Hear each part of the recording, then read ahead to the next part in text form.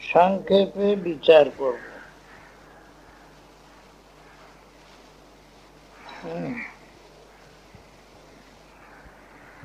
সংক্ষেপে আমরা এখানে বিচার করব যে শ্রুতির এই অর্থ ঠিক, যা বলছি আমরা তাই ঠিক কি না, এই সংশয় লোকের হয়, সেই জন্য আমরা এখন তার বিচার করছি যে আমরা যা বললাম সেই অর্থই ঠিক না অন্য অর্থ।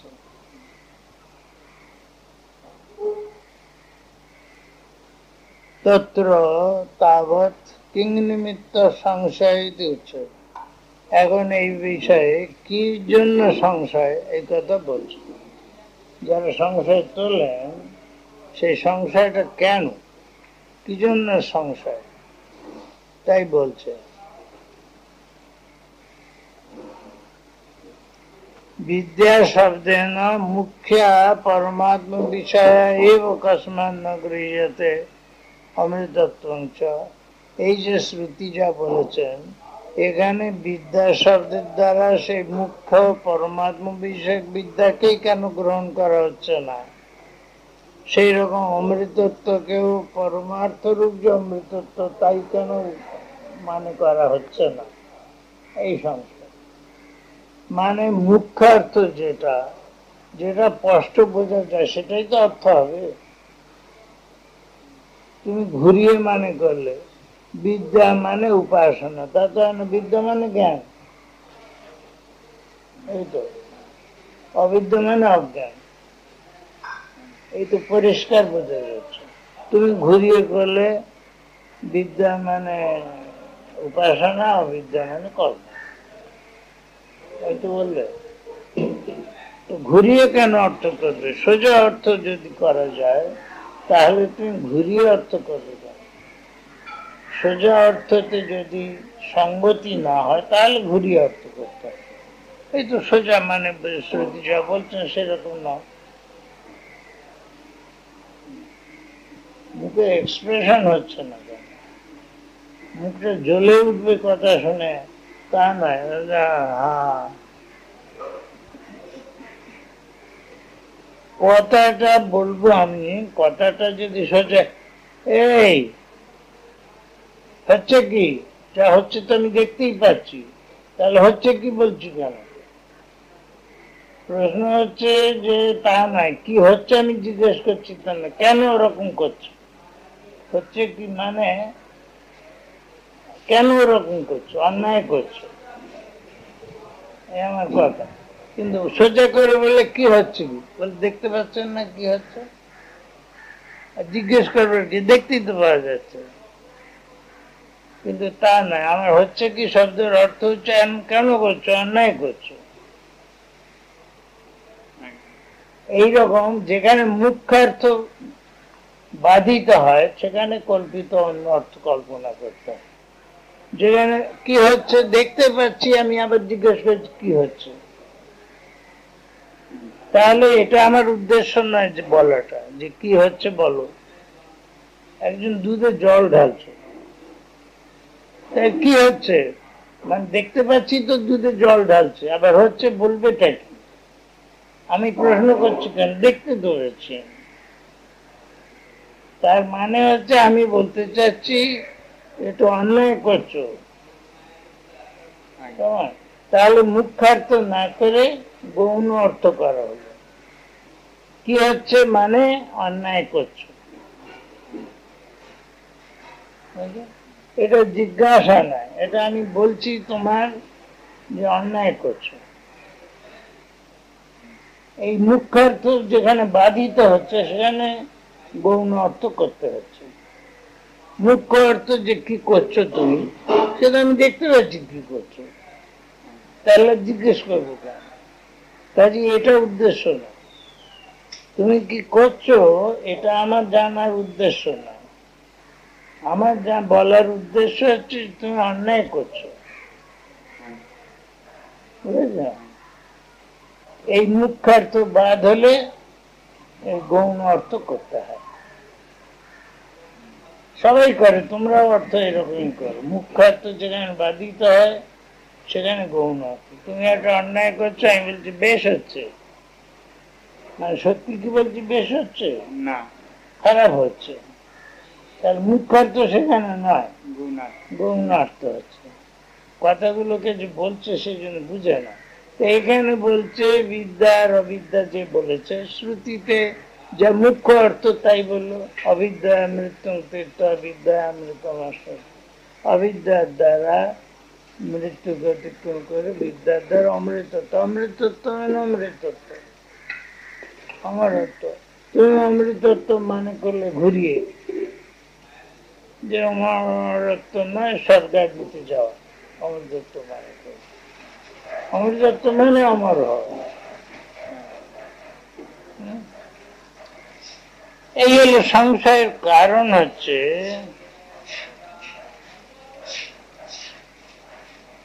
विद्या शब्देन मुख्य परमात्मा विद्या एवं कस्मान न गृह्यते अमृतत्वं च।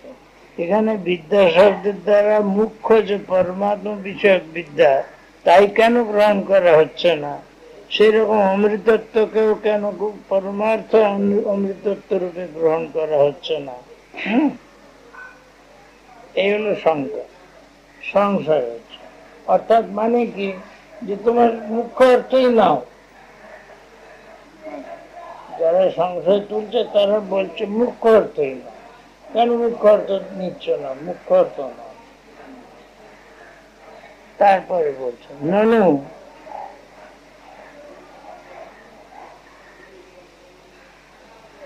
উক্তায়া পরমাত্ম বিদ্যায়া কর্মণশ্চ বিরোধাৎ সমুচ্চয়ানুপপত্তি।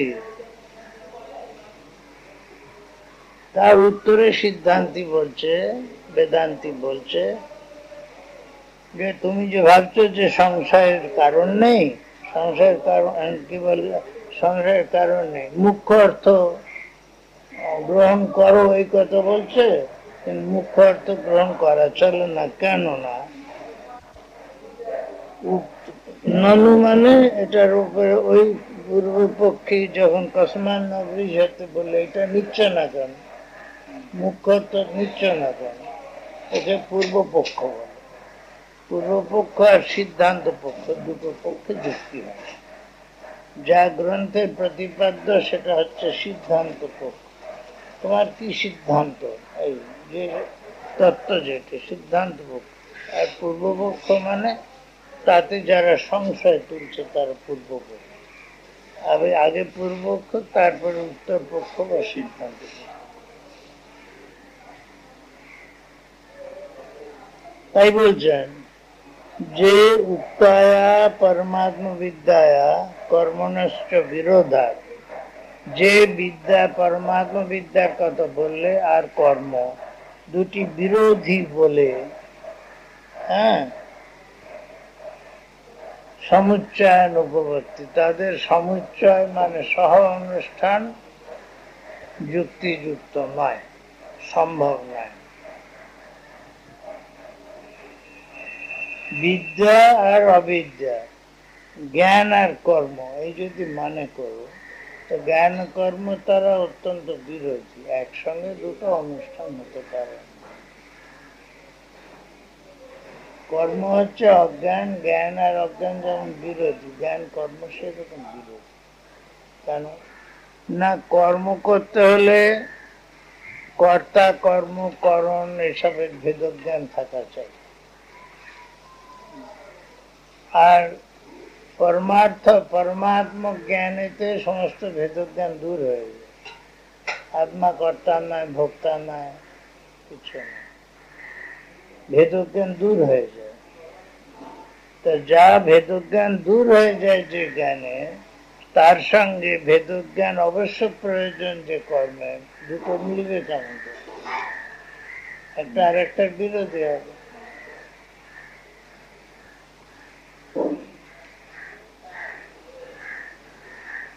যেহেতু এইরকম জ্ঞান আর কর্মের অনুষ্ঠান একসঙ্গে হওয়া সম্ভব নয়, সুতরাং বিদ্যাংশ অবিদ্যাংশ উভয় একসঙ্গে করতে হবে। যস্তদ্বেদ উভয়ং সহ, একসঙ্গে দুটো করবে, এটা সম্ভব নয়।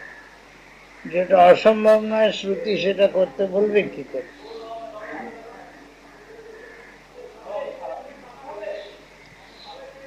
সুতরাং এটা আমরা বলেছি যে মুখ্য অর্থ এখানে গ্রাহ্য নয়, এই সিদ্ধান্তিক কথা। পূর্বকে আবার বলছেন সত্যম, হ্যাঁ ঠিকই, জ্ঞান আর অজ্ঞান দুটো বিরোধী বস্তু, তাদের একসঙ্গে অনুষ্ঠান সম্ভব নয়, কিন্তু বিরোধস্তু না অবগম্যতে। হ্যাঁ, বিরোধা বিরোধ শাস্ত্র প্রমাণ অকর্তা, কিন্তু জ্ঞান আর কর্মের বিরোধী তো বোঝা যাচ্ছে না, কারণ বিরোধ আর অবিরোধ শাস্ত্রের দ্বারাই বুঝতে হবে। বিরোধ আর অবিরোধের জ্ঞান উৎপন্ন হবে শাস্ত্রের থেকে, শাস্ত্রই প্রমাণ সে বিষয়। শাস্ত্র বলছে যখন একসঙ্গে করবে, তার মানে বিরোধ নেই।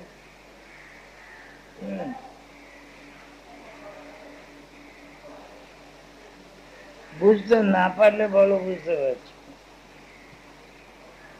বললে জ্ঞান আর কর্মের যে বিরোধ বলছো তুমি, কে কি করে পেলে তুমি যে বিরোধী? শাস্ত্রই তো বলে দেবে, তবেই তো বুঝতে হবে। তুমি একটা কল্পনা করলে বিরোধ আছে, শাস্ত্র কি বলছে করো একসঙ্গে, তার মানে বিরোধ নেই।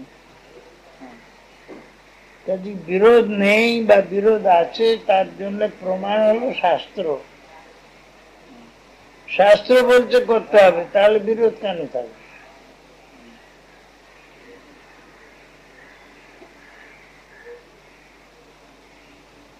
বিরোধস্তু না অবগম্যতে বিরোধা বিরোধ শাস্ত্র প্রমাণ কর্তা। বিরোধ এবং অবিরোধ এ বিষয়ে প্রমাণ হচ্ছে শাস্ত্র। শাস্ত্র বুঝিয়ে দেবে বিরোধ আছে কি বিরোধ নেই। সুতরাং শাস্ত্র যখন করতে বলছে তখন বিরোধ নেই। এ হলো পূর্বপক্ষের মত। পূর্বপক্ষ মত দুটো পক্ষ দুটোকে ঠিক রাখে। যুক্তি তুলছে, সংশয় তুলছে। পূর্বপক্ষ পূর্বপক্ষ মানে শঙ্কা যারা, হ্যাঁ সংশয় তুলছে। হ্যাঁ, আর সিদ্ধান্ত যা তারপর নির্ণয় করবে সিদ্ধান্ত। পূর্বপক্ষ যে সিদ্ধান্তের বিরোধী, যে পূর্বপক্ষ আর সিদ্ধান্তি হলো অপরপক্ষ, সিদ্ধান্তি অপরপক্ষ।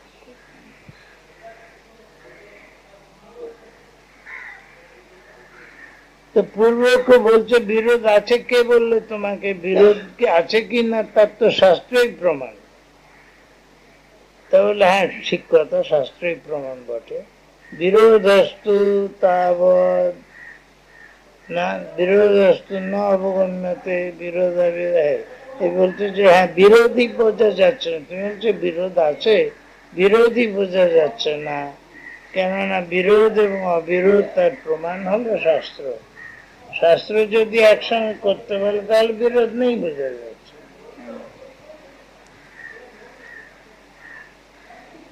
যথা অবিদ্যানুষ্ঠানং বিদ্যোপাসনং চ শাস্ত্র প্রমাণকং তথা তদ বিরোধা বিরোধী।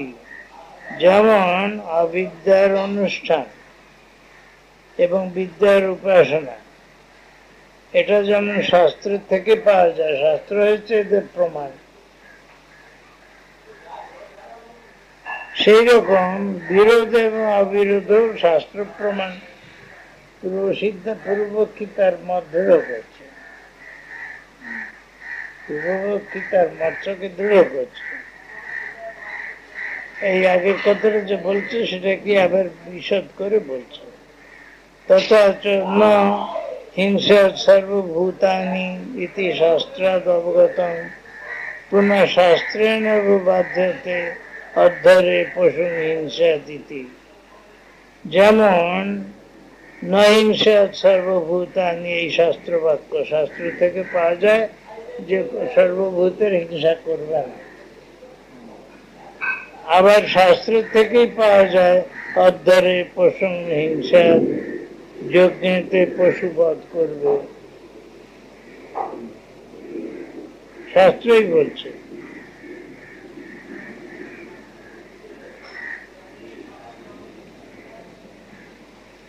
এবং বিদ্যা বিদ্যার অপেক্ষা, বিদ্যা এবং অবিদ্যা তো সেই রকমই বুঝতে হবে। অর্থাৎ শাস্ত্র যখন বলছে করতে হবে তখন করতে হবে, বিরোধ নেই।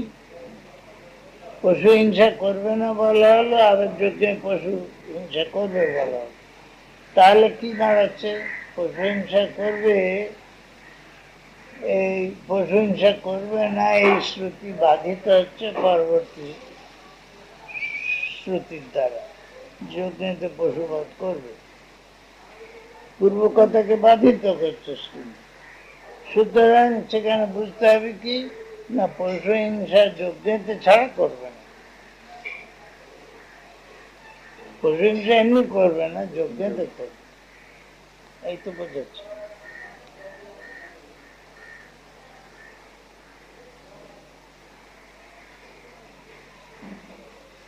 বিদ্যা এবং অবিদ্যা তো এইরকম অর্থ বুঝতে হবে। বিদ্যা কর্মণশ্চ সমুচ্চয় ন দূরমেতে বিপরীতে বসুচি অবিদ্যা বিদ্যেতি জ্ঞাতে শ্রুতে। বিদ্যা আর কর্মের বিরোধ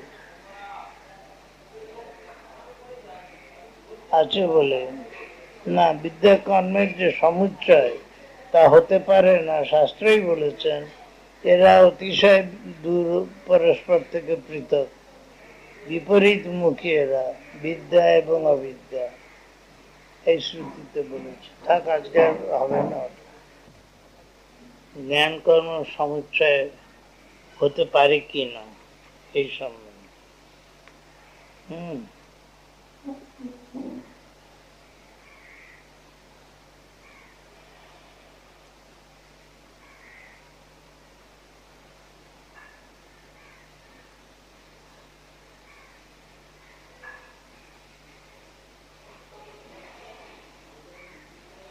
তাহলে গোড়া থেকে আবার দেখো, এই যে বলা হলো অবিদ্যা মৃত্যুং তীর্থ বিদ্যা অমৃতমশ্নুতে, অবিদ্যার দ্বারা মৃত্যুকে অতিক্রম করে বিদ্যার দ্বারা অমৃতত্ব লাভ করে, বিনাশেন মৃত্যুং তীর্থ অসম্ভূতে অমৃতমশ্নুতে, বিনাশ সম্ভূতি আর বিনাশ দূর, বিনাশের দ্বারা মৃত্যুকে অতিক্রম করে অসম্ভূতির দ্বারা অমৃত লাভ করে।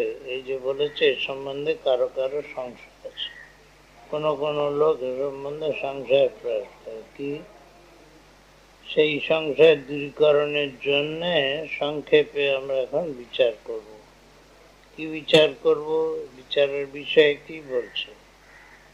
কিং নিমিত্ত সংশয় ইতি উচ্যতে। সংশয় যে বলতে প্রকাশ করে, কেন সংশয় করে?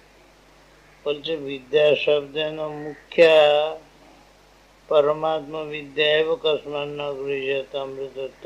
বিদ্যা শব্দের দ্বারা তার মুখ্য অর্থ যা পরমাত্ম বিষয়ক বিদ্যা, তাই কেন গ্রহণ করা হচ্ছে না?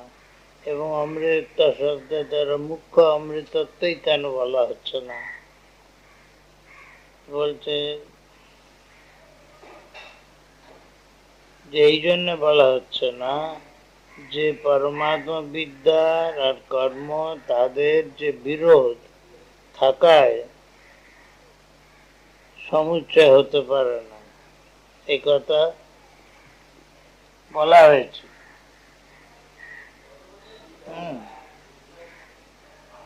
বলে হ্যাঁ বটে সে কথা, কিন্তু বিরোধ যে আছে সে কি করে জানবো?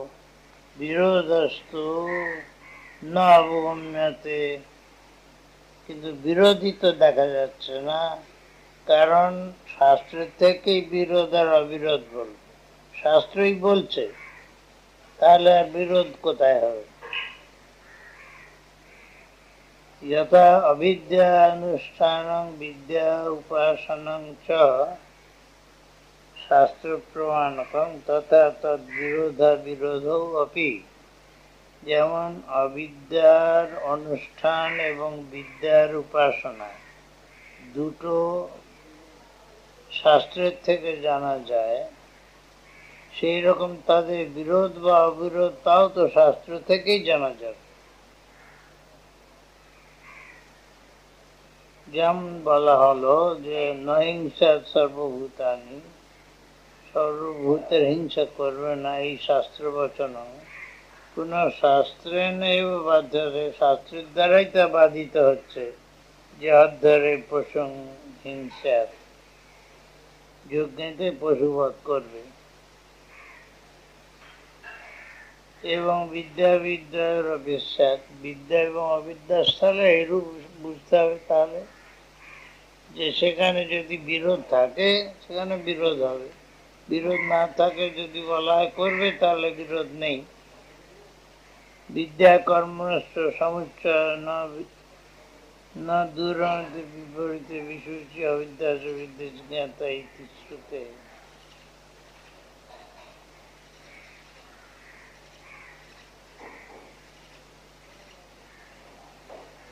বিদ্যার অবিদ্যার সমিচ্চয় শাস্ত্রে বলা হয়েছে যে বিদ্যার বিরুদ্ধে বিদ্যার অবিদ্যার সমুচ্চয় শাস্ত্রেতে বলেছে, সমুচ্চয় হতে পারে না এই কথা শাস্ত্র। বিদ্যা বিদ্যা কর্মস্থ সমুচ্চয় ন ইতি শ্রুতে। বিদ্যা এবং অবিদ্যার সমুচ্চয় সহ অনুষ্ঠান হতে পারে না, কারণ এই শ্রুতি বলেছে দূরমেতে বিপরীতে বিশুচি অবিদ্যায় আছে বিদ্যা জ্ঞাতা। এই শ্রুতি থেকে বোঝা যায় যে এদের সমুচ্চয় হতে পারে না। বচন বিদ্যাংশ অবিদ্যাংশ ইতি বচনাৎ অবিরোধ ইতি চেত। বলে কেন? আবার এই কথাও তো বলা আছে বিদ্যা এবং অবিদ্যা উভয়ের অনুষ্ঠান করবে, এই কথাও তো বলা আছে। তাহলে সুতরাং তাতে অবিরোধী বলা হলো। বিরোধ বলা আছে বলছো কেন? এখানে তো অবিরোধ বলা আছে বলো যদি। তাহলে না, তা বলতে পারো না। কেন? হেতু স্বরূপ ফল বিরোধ হয়। বিদ্যা এবং অবিদ্যার হেতু স্বরূপ এবং ফলের বিরোধ আছে। অর্থাৎ শ্রুতি যদি বলেও তার অর্থ বোধ হবে না, কারণ তারা একেবারে বিরুদ্ধ। কেন? হেতু ফল এবং হেতু স্বরূপ এবং ফলের বিরোধ। ব্যাখ্যা করছে বিদ্যা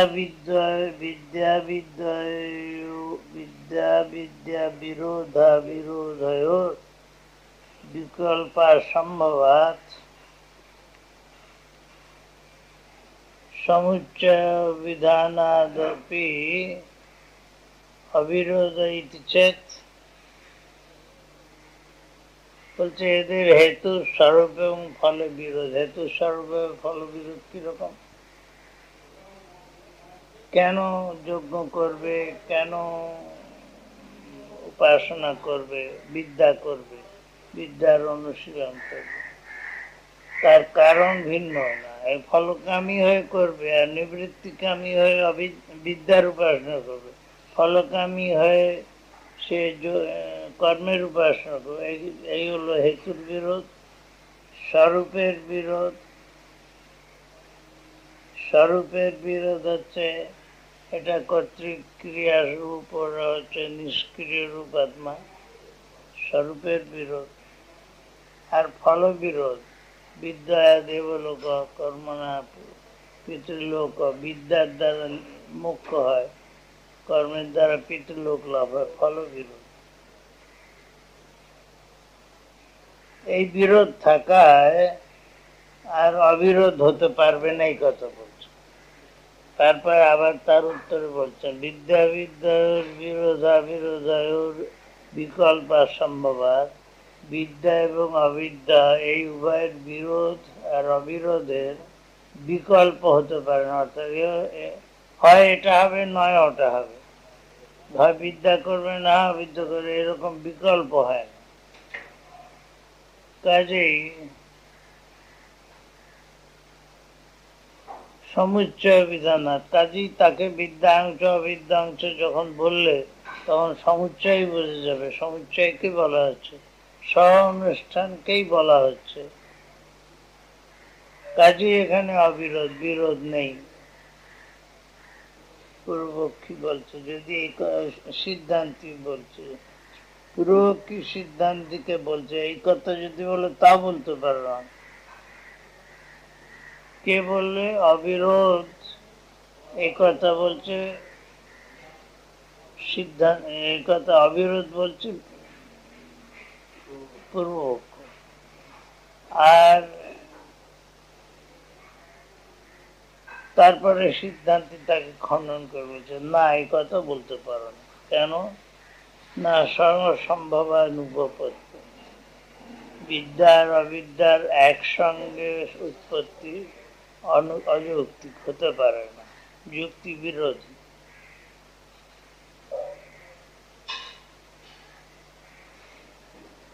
কর্মণা ক্রমেণ একাশ্রয়স্য তাং বিদ্যা বিদ্যতে চেত। বলে আচ্ছা যদি একসঙ্গে না থাকে তাহলে ক্রমেণ হোক, আগে বিদ্যা তারপর অবিদ্যা, বা আগে অবিদ্যা তারপর বিদ্যা, এরকম বলো। একসঙ্গে যদি নাই হতে পারে তাও বলতে পারো না। কেন? বিদ্যোৎপত্তৌ অবিদ্যায়াং হি অস্তত্বাৎ তদাশ্রয়ে অবিদ্যা অনুপপত্তি। বিদ্যার উৎপত্তি হলে অবিদ্যা নষ্ট হয়ে যাওয়ায়,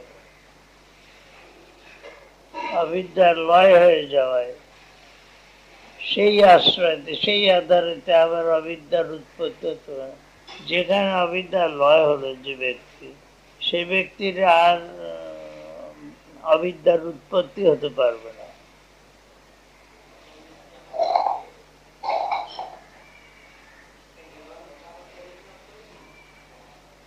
মানে বিদ্যা করলুম তারপর অবিদ্যা করলুম, এ হতে পারবে না। বিদ্যা হয়ে যখন যে ব্যক্তিতে বিদ্যার উৎপত্তি হলো তার অবিদ্যা লয় হয়ে যায়, সেখানে আর অবিদ্যার পুনরুৎপত্তি হতে পারে না। এই যদি বলি তাহলে তাই ব্যাখ্যা করছেন, নহি অগ্নির উষ্ণ প্রকাশশ্চ ইতি বিজ্ঞানোৎপত্তৌ यस्मिन्नाश्रये तदुत्पन्नं तस्मिन्नेव आश्रये शीतो अग्निरप्रकाशो वा इति अविद्याया उत्पत्ति न उत्पत्ति সম্ভবত। এই আর কি, না উৎপত্তি আছে তো ওই প্রথম নটার সঙ্গে সম্বন্ধ। অগ্নি উষ্ণ এবং প্রকাশ রূপ, এইরকম জ্ঞানের যখন উৎপত্তি হয়, তো যে আশ্রয়তে উৎপত্তি হয় সেই যস্মিন আশ্রয়ে তদ উৎপন্ন, যে আশ্রয়তে ওই জ্ঞানটি উৎপন্ন হলো, তস্মিন্নেব আশ্রয়ে, সেই আশ্রয়তেই অগ্নি শীত অগ্নি অপ্রকাশ, এই প্রকার অবিদ্যার উৎপত্তি সম্ভব নয়। ন উৎপত্তি হতে পারে না, উৎপত্তি হয় না। নাত্মি সংশয় অজ্ঞান, এরকম বিরোধী জ্ঞানের উৎপত্তি হবে না, সংশয় হতে পারে না, এবং অজ্ঞানও হতে পারে না।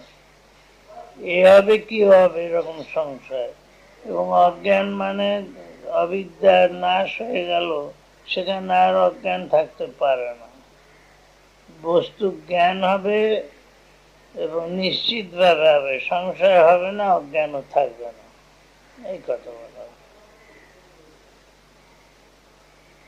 কারণ বলছেন শ্রুতি প্রমাণ, यस्मिन् सर्वाणि भूतानि आत्मैवाहुति जानता तत्र को मोक्षः एकत्वमनुपश्यति इति शोक मोहादि অসম্ভব শ্রুতে।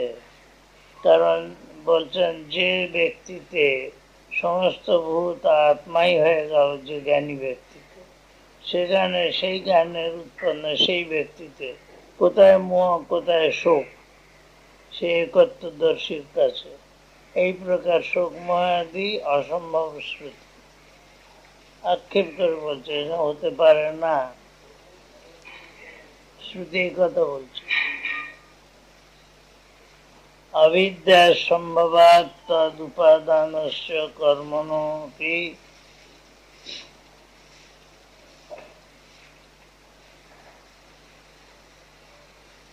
অনুপপত্তিমবচম।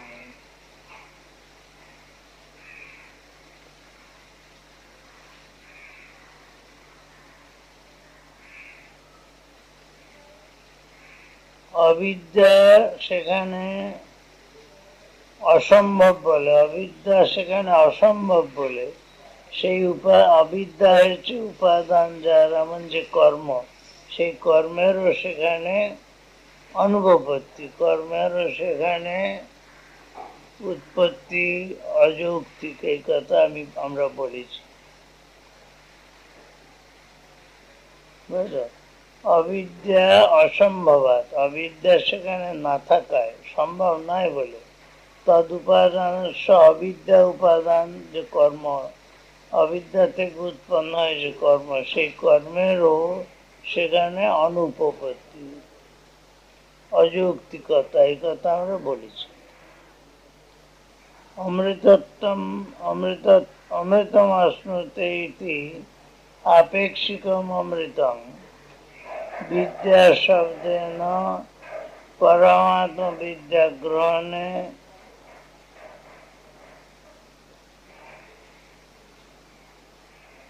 হিরণ্ময়ন ইত্যাদি না দ্বার মার্গাদি যাচনম অনুভবান। বলছেন এই অমৃতম আশ্নুতে এইভাবে আপেক্ষিক অমৃতত্বকে বলা হয়েছে। অমৃতম আশ্নুতে যে বলা হয়েছে এখানে আপেক্ষিক অমৃতত্বকে বলা হয়েছে, কারণ বিদ্যা শব্দের পরমাত্ম বিদ্যা যদি গ্রহণ করো, বিদ্যা শব্দের দ্বারা পরমাত্ম বিদ্যা গ্রহণ করো, তাহলে হিরণ্ময়ন পাত্রেণ ইত্যাদি যে দ্বার মার্গ, দ্বার পথ এবং মার্গ, আমাদের শোভন মার্গে নিয়ে যাও বলে বলছে, প্রার্থনা করছে, সেই প্রার্থনা অনুপন্ন। কেন না? পরমাণু জ্ঞানের পর আর কোথাও যাওয়া নেই, কোনো পথ দিয়ে যাওয়া নেই, তার কোনো প্রবেশ নেই। তস্মাৎ যথা ব্যাখ্যাত এব মন্ত্রানাম অর্থ। সুতরাং মন্ত্রের অর্থ আমরা যেমন ব্যাখ্যা করেছি সেই রকমই বুঝতে হবে, এই বলে আমরা এখন শেষ করছি। এই যুক্তিটা এখানে শেষ করছি। বলছে কি না, বিদ্যার অবিদ্যা, শ্রুতি বলছে বিদ্যার অবিদ্যা। এখন যেখানে শ্রুতি বলছে মুখ্য অর্থ যদি বাধিত হয় তা গৌণ অর্থ নিতে হয়। মুখ্য অর্থ হলো বিদ্যার অবিদ্যা, জ্ঞান আর অজ্ঞান, তা এই নেওয়া উচিত। এই অর্থ বাধিত হলে তবে তো গৌণ অর্থ করবে। গৌণ অর্থ কি করছে? কর্ম আর উপাসনা। বিদ্যার অবিদ্যার গৌণ অর্থ করছে কর্ম আর উপাসনা। বললে কেন মুখ্য অর্থ নাও না কেন? তাহলে মুখ্য অর্থ নিলে দোষ হবে, বিরোধ হবে। জ্ঞান আর অজ্ঞান দুয়ের সহ অনুষ্ঠান হতে পারে না। বেদ উভয় সহ বললে জ্ঞান আর অজ্ঞান দুটো উভয় একসঙ্গে হতে পারে না। কাজেই আমাদের এখানে মানে করেছি উপাসনা করবো, তাহলে হতে পারে না। তুমি বলছো ওখানে আমরা যদি মুখ্য অর্থে দোষটা কি হচ্ছে না, বিদ্যা আর অবিদ্যা বিরোধী, তাহলে সহ অনুষ্ঠান করতে বলছে, তাই বিরোধ। তাহলে বিরোধ আর অবিরোধ তো শাস্ত্রের দ্বারাই বুঝতে হবে। শাস্ত্র যখন বলছে করতে একসঙ্গে, তাহলে বিরোধ নেই, বুঝতে হবে। তুমি বিরোধ কোথা থেকে পাচ্ছ? তাহলে শাস্ত্রের থেকে শুধু কথা নয়, বিরোধ আর অবিরোধ। এই জন্য বলছি যে বিদ্যা হলে কর্তৃত্বাদি লোপ হয়ে যাবে, ওই হেতু ফল স্বরূপ বিরোধ। হ্যাঁ,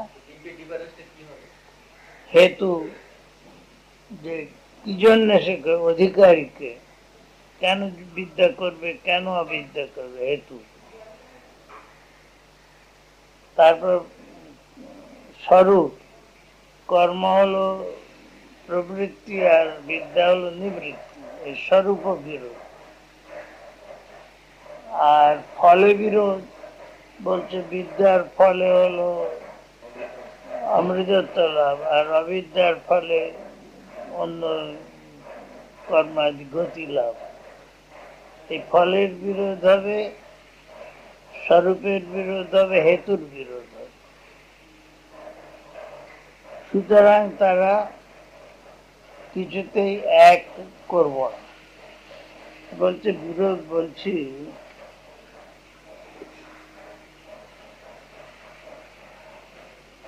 তারপরে এইটা বললে বিদ্যা বিদ্যয়োর বিরোধাবিরোধয়োর বিকল্পা সম্ভবাত। বলছে যে আচ্ছা, দুটি বলা হলো তো, হয় এটি দুটি যদি একসঙ্গে না করে তাহলে হয় একটি করো না অপরটি করো, বিকল্প।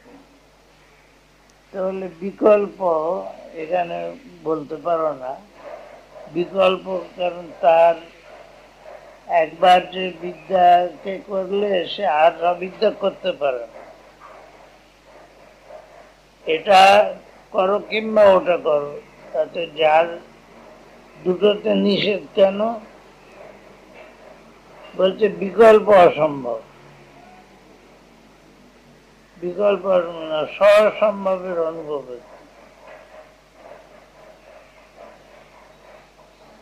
না। বলেছে যে বিকল্প যদি বলো, বিকল্প হতে পারে না। তুমি একটা জিনিসকে দুটোকেই একসঙ্গে করতে বলছো, বিকল্প কি করে হবে? তাহলে সমুচ্চয় করব, সমুচ্চয় বিরোধী কেন বলবো? বিরোধী না। তা বলছেন বিরোধী না বললে এই যে এতগুলো বিরোধ হলো, তার দ্বারা বিরোধী প্রমাণ হয়ে যাচ্ছে।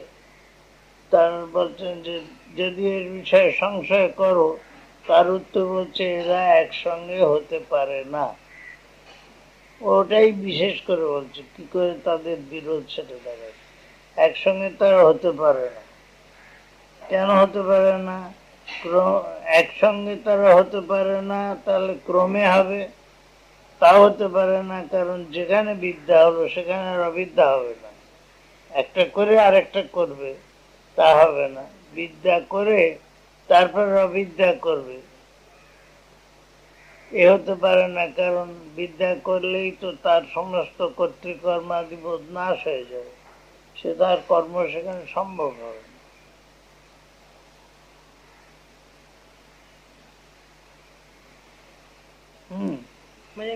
আগে অবিদ্যা করে তারপরে বিদ্যা করে, ওই তো বললে তো, আগে অবিদ্যা করে তারপর বিদ্যা করবে।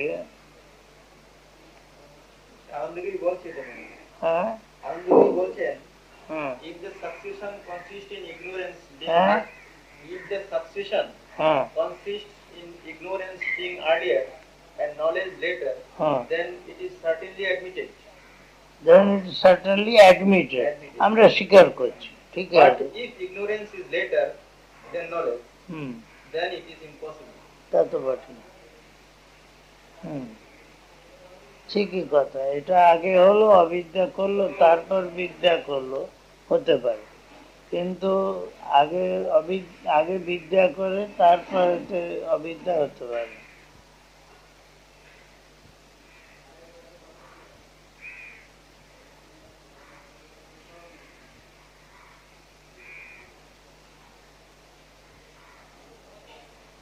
বিদ্যাংশ অবিদ্যাংশ সহ অবিদ্যায় মৃত্যুং তীর্থ বিদ্যায় মৃত্যুমাস, এ হতে পারে বলছে, যদি ওটা মুখ্য অর্থে দেখানো যায়।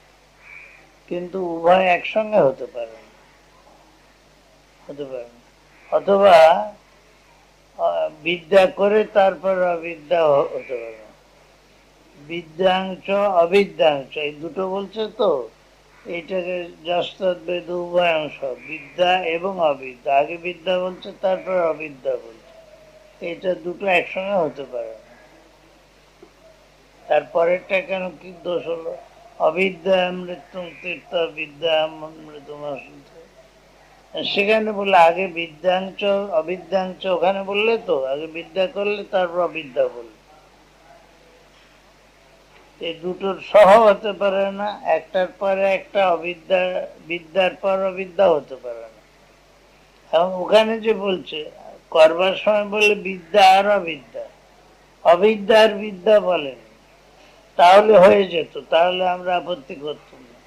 কিন্তু বিদ্যা আর অবিদ্যা বলেছে, আগে বিদ্যা বলছে তারপর অবিদ্যা বলছে, তাহলে এটা অনুষ্ঠান সম্ভব হবে না। এই কথা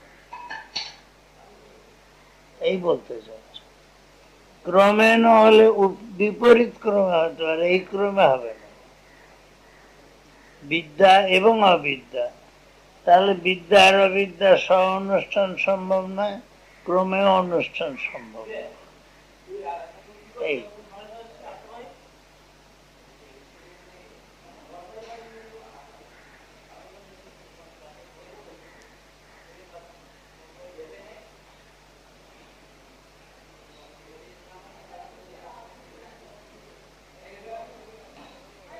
বিদ্যা আগে হলো, ওই দেখো বিদ্যা আর অবিদ্যা এক আশ্রয়তে হোক ক্রমেতে, তাহলে হবে না। বিদ্যা হলে আর অবিদ্যা সেখানে হবে না।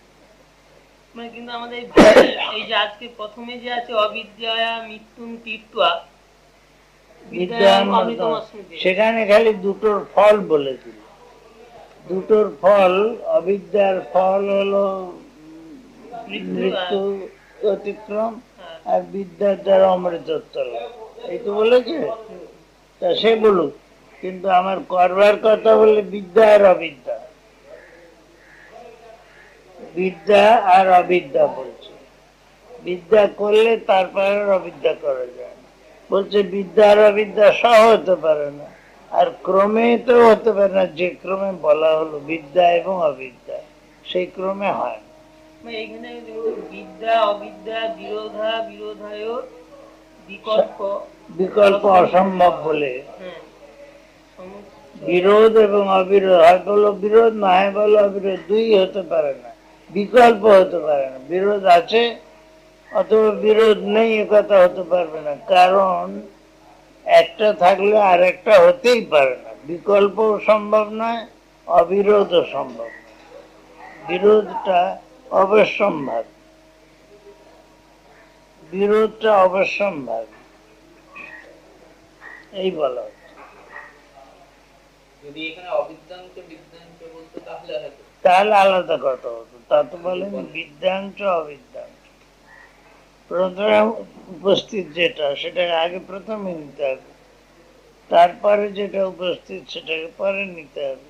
কিন্তু সেটা শ্লোকের খাতিরে অনেক সময় না, শ্লোকের খাতিরে বললে শ্রুতি বলছে যখন সেই অনুসারী।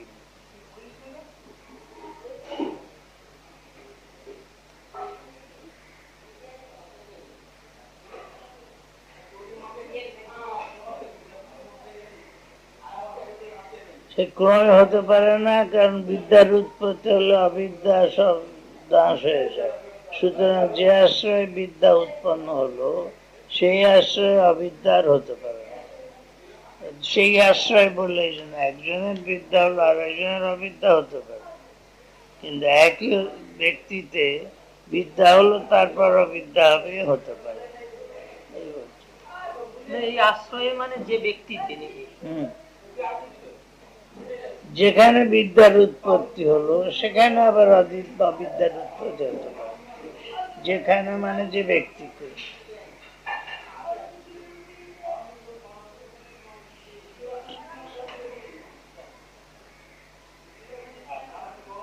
এই কথাটি আবার ব্যাখ্যা করে বললেন, অগ্নির উষ্ণ প্রকাশশ্চ ইতি বিজ্ঞান উৎপত্ত, যস্মিন আশ্রয়ে সেই বিজ্ঞান উৎপন্ন হলো, সেই আশ্রয়টি আবার অগ্নি শীত অগ্নি অপ্রকাশ, এই অবিদ্যার উৎপত্তি হতে পারে না। যে মানুষের এরকম জ্ঞান হলো সেই মানুষেরই আবার তার বিপরীত জ্ঞান হতে পারে। আর এক্ষেত্রে তার সংশয়ও হতে পারে না, অথবা অজ্ঞান হতে। এত পরিষ্কার করে যেখানে বলা হচ্ছে সেখানে এটা হবে কি ওটা হবে এরকম সংশয় হতে পারে না, আর অজ্ঞানও হতে পারে না। বিদ্যার উৎপত্তি হলে আর অজ্ঞানও হতে পারে না, কারণ এই ব্যাখ্যা শ্রুতি প্রমাণ দিয়ে বলছেন তস্মিন সর্বাণি ভূতানি আত্মৈভাব বিজানত তত্র কোমোহ কষ্ট ইতি সুকুমাদি অসম্ভব শ্রুতি। সুতরাং সেখানে আর অবিদ্যা হতে পারে না।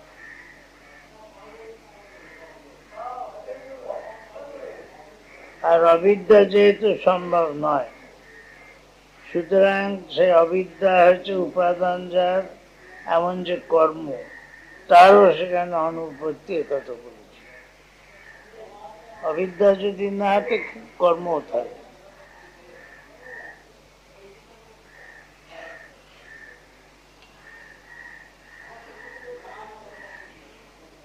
কারণ যে বলছেন ওইটা যদি বিদ্যাংশ অবিদ্যাংশ, আমি বলছি বিদ্যার পর অবিদ্যা হতে পারে না।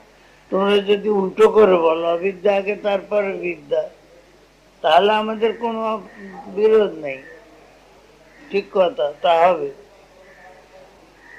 তাতে বিরোধ নেই। কিন্তু এই ক্রমেতে হবে না, আগে বিদ্যা তারপর অবিদ্যা হবে না।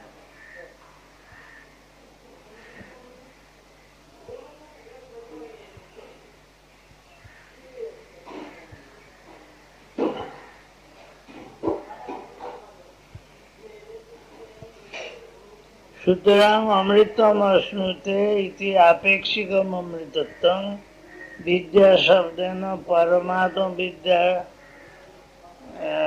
অগ্রহণে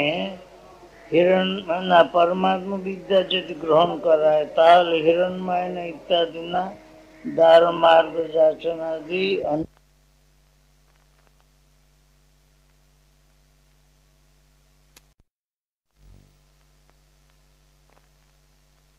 আর মার্গ যাচন কেন করবে? যদি ওই ঘুরিয়ে উল্টো করেই বলি, আচ্ছা বিদ্যার দ্বারা আগে অমৃতত্ব করলে, অবিদ্যা করলে পরে তারপর বিদ্যা করলো, এই যদি বলি, তাহলে আবার মার্গ যাচন কেন হচ্ছে? মার্গ যাচন তুমি আমাকে ওই পথ দিয়ে নিয়ে চলো, সে তো অজ্ঞানী ব্যক্তি যে বলছে, তার জ্ঞান হয়নি তো। সুতরাং তুমি ওই উল্টো করেও বললেও দোষ হবে, এই কনটেক্সটে দোষ হবে। যেখানে তুমি বললে যে আচ্ছা আগে অবিদ্যা করে তারপর বিদ্যা করবে, সে ঠিক আছে, হতে পারে, কিন্তু তাহলে আবার এই মার্গ যাচন কি করে আসে? পথ প্রার্থনা করছে, হিরণ্ময় পাত্র তত্ত্বম কৃষ্ণ অপাবন সত্য ধর্মায় দৃষ্ট অগ্নে নয় সুপতারায় অসম, এগুলোর সঙ্গে বিরোধ হচ্ছে তো। কাজী এখানে ক্রম বলছে, বুঝতে পারছ? বললে বিদ্যাংশ অবিদ্যাংশ যস্তদ্বেদ উভয়ংশ অবিদ্যা মৃত্যুং তীর্থা বিদ্যা অমৃতম আসতে। যে বিদ্যা এবং অবিদ্যাকে একসঙ্গে অনুষ্ঠান করে সে অবিদ্যার দ্বারা মৃত্যু অতিক্রম করে বিদ্যার দ্বারা অমৃতত্ব লাভ করে। এখন এই যে একসঙ্গে যে অনুষ্ঠান করে, আগে দেখালাম একসঙ্গে অনুষ্ঠান সম্ভব নয়। আচ্ছা, সুতরাং একসঙ্গে না হলে বলবো যে আমরা বিকল্প, হ্যাঁ ক্রমে বলবো, তা ক্রমে হতে পারে না, কারণ বিদ্যার দ্বারা অমৃতত্ব লাভ করে আবার অবিদ্যার দ্বারা সে বিদ্যার দ্বারা মৃত্যুকে অতিক্রম করে আবার অবিদ্যার দ্বারা অমৃত, বিদ্যার পরে অবিদ্যা হতে পারে না। আচ্ছা, আমি যদি উল্টে বলি, ঘুরিয়ে নিল যে আচ্ছা আগে অবিদ্যা করলো তারপর বিদ্যা করলো, তা যদি বলি তাহলে তো ওই তোমার দোষ যে দেখাচ্ছ তা হবে না। বলছে তাহলে এই দোষ হবে, আবার মার্গ যাচন আসছে কমে করে, যে এইভাবে লাভ করলো সে আবার ওই অগ্নে সুপাতায় আমার শোভন পথ দিয়ে নিয়ে যাও বলছে, তোমার হিরণময় পাত্রে সেই তোমার সরাও, যাতে আমি তোমাকে দেখতে পারি, আমাকে সুপথে নিয়ে যাও। এ জ্ঞানীর কথা তো না। এই জন্য উল্টেও বলা চলবে না। বিদ্যা আর অবিদ্যা না বলে যদি অবিদ্যা আর বিদ্যা বলি, তাহলে আমাদের সঙ্গে বিরোধ হয় না ঠিকই, কিন্তু তার সেখানে বিরোধ নয়। বিরোধ হচ্ছে এখানে, পরে মার্গদর্শন হচ্ছে, সেখানে বিরোধ হচ্ছে।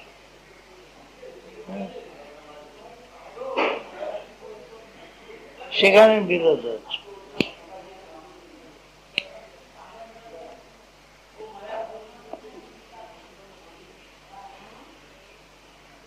অতএব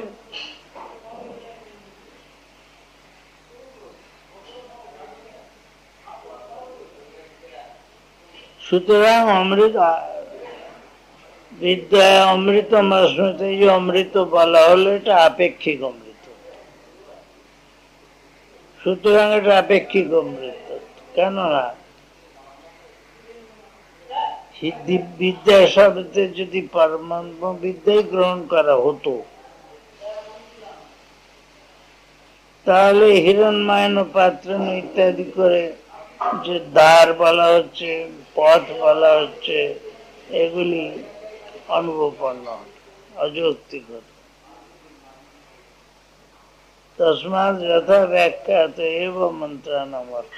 তখন অতএব আমরা যেমন মন্ত্রের অর্থ ব্যাখ্যা করেছি সেই রকম ভাবে মুখ্য অর্থ গ্রহণ করা হবে না।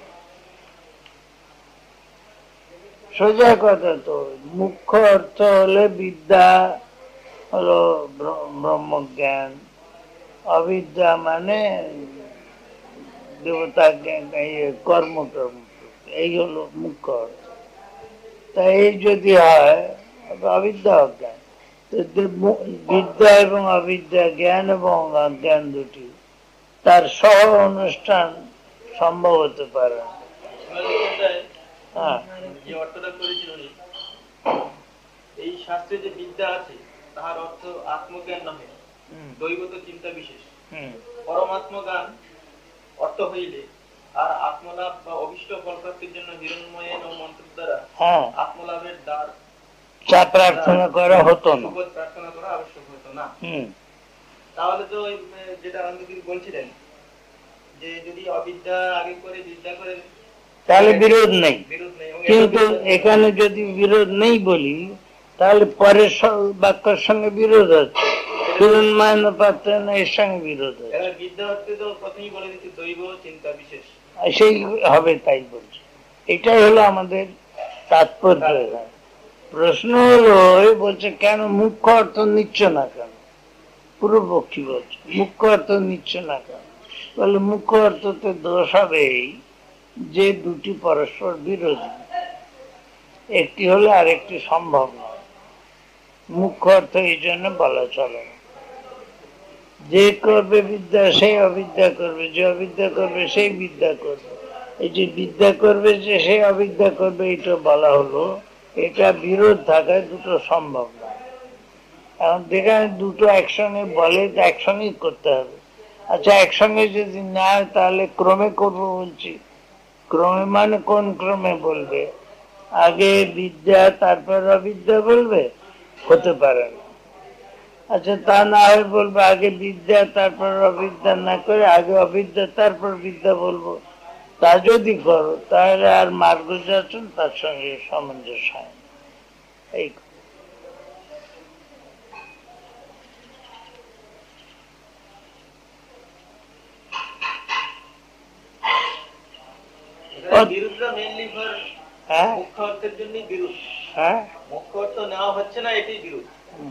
মুখ্য অর্থ নেওয়া হতে পারে না, এই কথা বলছি। না, এই যে জ্ঞান কর্ম সমুচ্চয় বাদ আছে, সেই বাদটা একটা প্রবল মত আছে, জ্ঞান কর্ম সমুচ্চয় দুই করতে হবে, তারই বিরোধ এখানে দেখা যাচ্ছে। সমস্ত মীমাংসকদের একটা মত ছিল, সেটাই খণ্ডন শঙ্কর যেখানে সুবিধা হয়েছে সেখানে সেটা খণ্ডনে তুলেছে। এরকম গীতা ভাষ্য করেছেন, জানো তাই করছেন। তাহলে আলটিমেটলি কি দাঁড়ালো?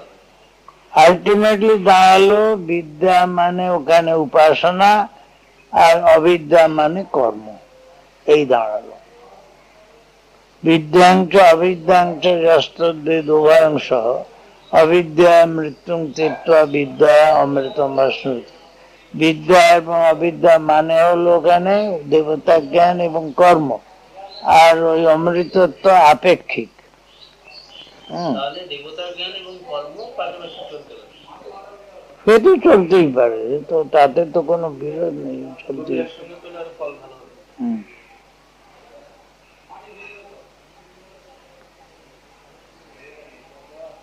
এখন ওখানে ঝগড়া হচ্ছে যে মুখ্য অর্থকে ছেড়ে দিচ্ছে বলে ঝগড়া। বলে মুখ্য অর্থকে ছেড়ে দেবে কেন? যদি মুখ্য অর্থ না হয় তাহলে ছাড়তে পারে, কারণ মুখ্য অর্থের দ্বারা বেশ বোঝা যাচ্ছে তো করবে। আচ্ছা, এর সঙ্গে এবার আমাদের জীবনের সঙ্গে সামঞ্জস্য, আমাদের জীবনের সঙ্গে কিছু না, কথা হচ্ছে কর্ম, যাগযজ্ঞাদি কর্ম। আমরা তো যাগযজ্ঞ করি না, বা সকাম কর্ম, তা আমরা তো করা আমাদের প্রণালী না, তাই আমাদের সঙ্গে কোনো বিরোধ নেই। যারা এইটাকে একসঙ্গে করতে চায় তাদের বিরুদ্ধে এই যুক্তিটা। তাছাড়া তো আমাদের কর্মটাও তো দেবতা জ্ঞান করেই তো কর্ম করে, ঠাকুরের কর্ম। আমাদের ঠাকুরের কর্ম দেবতা জ্ঞান করে হোক, আমরা বলছি সেটা নিষ্কাম কর্ম।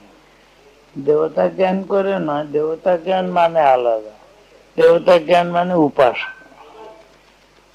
উপাসনা মানে কি না, আমি এইকে চিন্তা করব, একে ইন্দ্রকে, তার উপাসনা করো। এই দেবতা জ্ঞান মানে ইন্দ্রকে উপাসনার অঙ্গ বলে তার সম্বন্ধে যে জ্ঞান, সেই জ্ঞান কর্মেতে উপযোগী হয়। আর আমরা তো এখানে ঠাকুরকে চিন্তা করছি, এখানে ওই রকম হচ্ছে না। দেবতা জ্ঞান মানে প্রস্তুতর যা দেবতা প্রস্তাব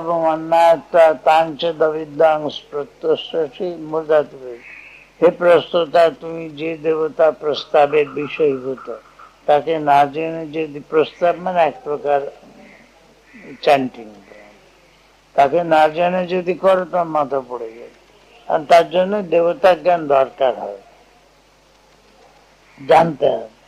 আমি অগ্নিতে আহুতি দিচ্ছি, এখানে শুধু অগ্নিতে আমি আহুতি দিই যদি একরকম ফল হবে, আর যদি অগ্নিকে তাকে জেনে, তার স্বরূপ জেনে তা আহুতি দিই, তাহলে অন্য ফল হবে, বেশি ফল হবে।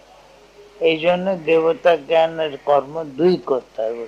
কর্মের সঙ্গে যেসব উপাসনা সংশ্লিষ্ট আছে সেই উপাসনাগুলির সঙ্গে কর্ম করতে। যাগযজ্ঞতে এই হলো দুটো একসঙ্গে করতে হয়। তা আমাদের বলছি, এখানে আমরা বলেছি যে ঠিকই কথা, এখানে কর্ম মানে হচ্ছে অগ্নিহোত্রাদি কর্ম, আর বিদ্যা মানে হচ্ছে যে দেবতা জ্ঞান, ব্রহ্মবিদ্যা নয়। ব্রহ্মবিদ্যার সঙ্গে কর্ম সহযোগী হতে পারে না, পরস্পর বিরোধী। ব্রহ্মবিদ্যার সঙ্গে কর্ম বিরোধী, সুতরাং বিদ্যা কর্ম এই দুটি একসঙ্গে হতে পারে না। তা বলে হয় এটা ওটা, হয় ওটা, এরকম হতে পারে না, বিকল্প হয় না। কেন হয় না? তা ভিন্ন ফলক, তারা তাদের বিকল্প কি করে হয়? এটা থেকেও করলে হয়, ওটা একই ফল যদি হয় তাহলে বিকল্প হয়। তুমি এমন করে করতে পারো অথবা অমন করে করতে পারো, তাহলে বিকল্প বলে। কিন্তু তা তো না, একটা যে চাচ্ছে তার বিকল্প হতে পারে না। অমৃতত্ব যদি মুখ্য অমৃতত্ব চায় তাহলে তার দুটো বিকল্প হতে পারে না, একসঙ্গে হতে পারবে না, বিকল্প হতে পারবে, ক্রমেও হতে পারবে না। ক্রমে কেন হতে পারবে না? বলবি যে আগে বিদ্যা করে তারপর অবিদ্যা, এ হতে পারে না, কারণ বিদ্যার পর অবিদ্যার যে নাশ হয়ে যায় আর উৎপত্তি হয় না, হতে পারে। কিন্তু ঘুরিয়ে বলবো আগে আমি অবিদ্যা করব তারপর বিদ্যা করব, বলে হ্যাঁ হতে পারে, বিদ্যার পর আর এই কর্ম পথ যাচনা করা হয় না। এর জন্য এর সঙ্গে অসঙ্গত হয়। এই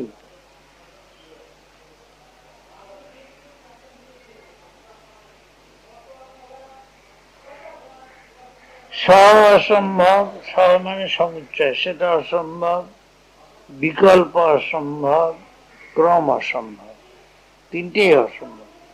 ফলস্বরূপ হেতু অসম্ভব। হুম, ফলস্বরূপ হেতু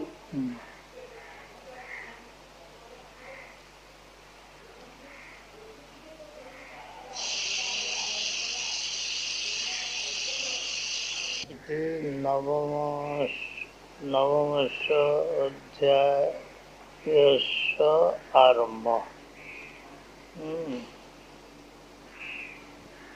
নবম অধ্যায় এটি হচ্ছে, 8টি অধ্যায় হয়ে গেছে, এটা নবম অধ্যায় উপনিষদ পড়েছে। বেদের অংশে তো উপনিষদ আসে, তো আগে 8টি অধ্যায় হয়ে গেছে, না দেখে এখন তোমার নবম অধ্যায় পড়া হবে। 8টি কি কি মহারাজ? কি আগে যে 8টা হয়ে গেছে ওগুলো কি কি? কি হলো? বলছেন যে এতে 8টা হয়ে গেছে, সেই 8টা কি কি? সে 8টা এখানে তো নাই, সে তো যারা ইয়েতে পড়বে তাদের হবে।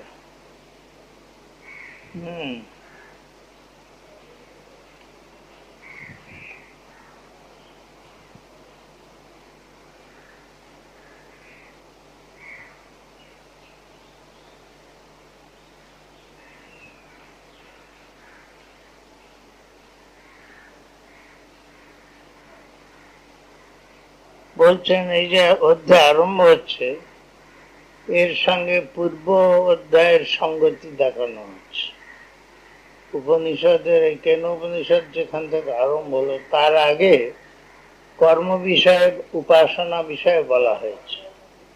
এখন এখানে এই কেন উপনিষদ আরম্ভ হচ্ছে ব্রহ্ম বিষয়ে। তাই বলছেন কেন উপনিষদ কেনেশিতম ইত্যাদি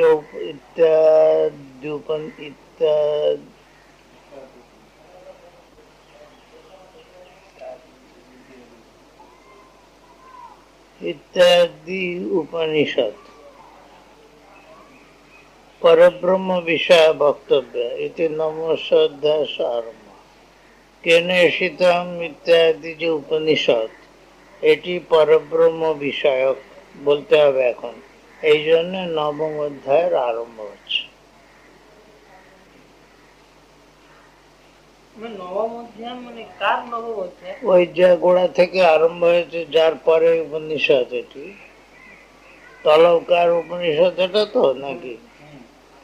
তলবকার উপনিষদ, তার আগে যে বেদ অধ্যায়, বেদ বিভাগ গেছে, তারপরে এই উপনিষদ বিভাগ হচ্ছে নবম অধ্যায় থেকে। বেদেরই সেই যেখানে বলছে তারই অষ্টম অধ্যায় পার হয়ে গেছে, হয়ে নবম অধ্যায় আরম্ভ হচ্ছে।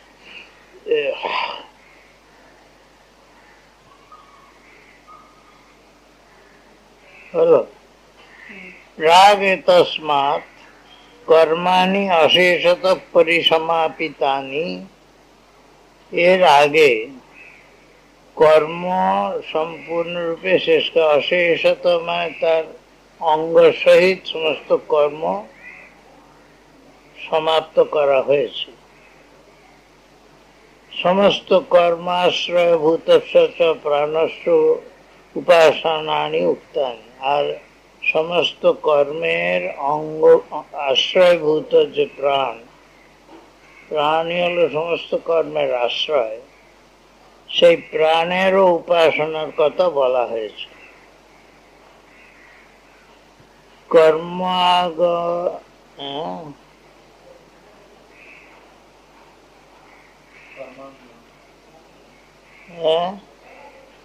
কর্মাঙ্গ সাম বিষয়ানি চ।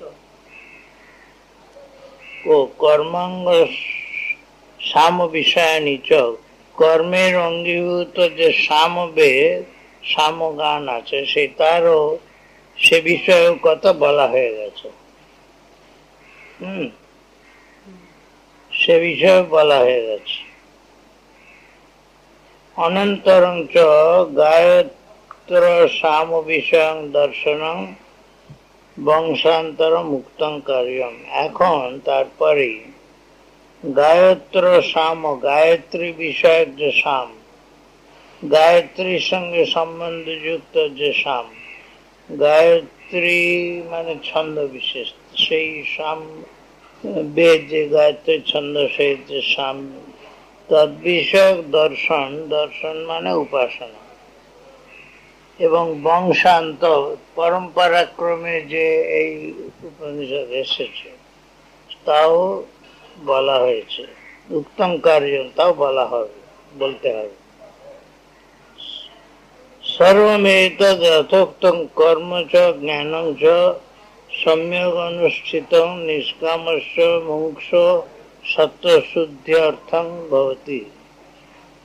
এই সমস্ত যা বলা হয়েছে কর্ম এবং জ্ঞান মানে উপাসনা, এসবগুলি সম্যক সম্পূর্ণ প্রকারে অনুষ্ঠিত হলে নিষ্কাম মুমুক্ষু যে তার সত্ত্বশুদ্ধির জন্য হয়।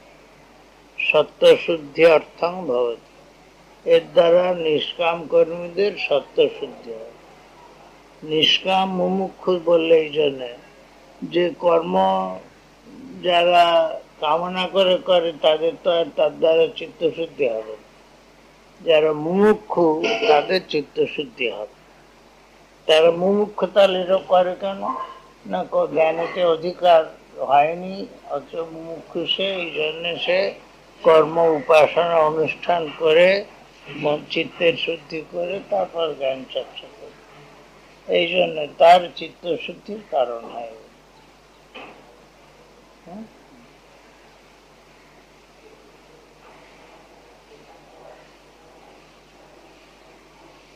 সকামস্য তু জ্ঞানরহিতস্য কেবলানি শ্রৌতানি স্মার্তানি চ কর্মাণি দক্ষিণ মার্গ প্রতিপত্তয়ে পুনরাবৃত্তয়ে চ ভবন্তি।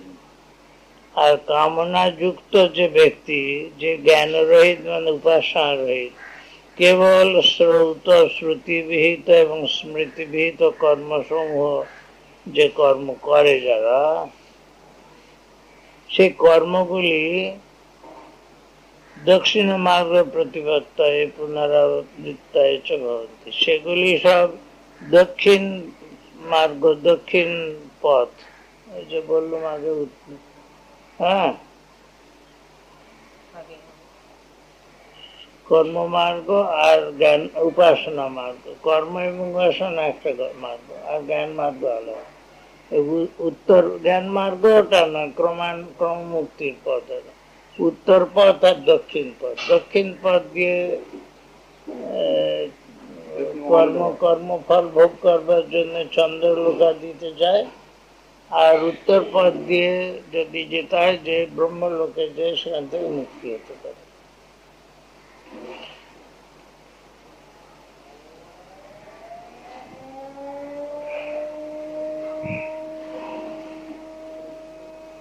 তার হয় কি সেই যে দক্ষিণ মার্গ প্রতিপত্তি প্রাপ্তি, তা লাভ হয় এইসব শ্রৌত স্বার্থ কর্ম দিয়ে, আর তার ফলে আবার হয় পুনরাবৃত্তি।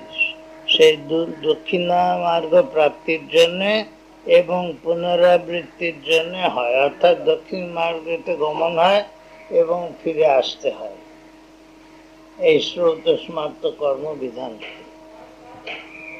শ্রৌত স্মার্ত কর্ম মানে শ্রৌত কর্ম যাজ্ঞাদি, আর স্মার্ত কর্ম হলো বাপি কূপ তড়াগাদি খনন, এইসব বলেছেন।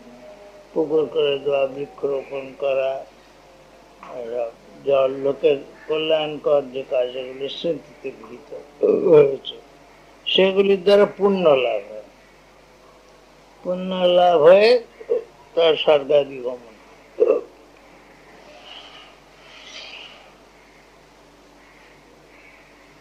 স্বাভাবিক্যা তু অশাস্ত্রীয়া প্রবৃত্ত্যা পশ্চাদি স্থাবরান্তা অধোগতি। আর যেসব কর্ম, যেসব প্রবৃত্তি স্বাভাবিক, শাস্ত্রবিহিত নয় যেগুলি, তার দ্বারা পশু থেকে স্থাবর পর্যন্ত এরকম অধোগতি লাভ হয়।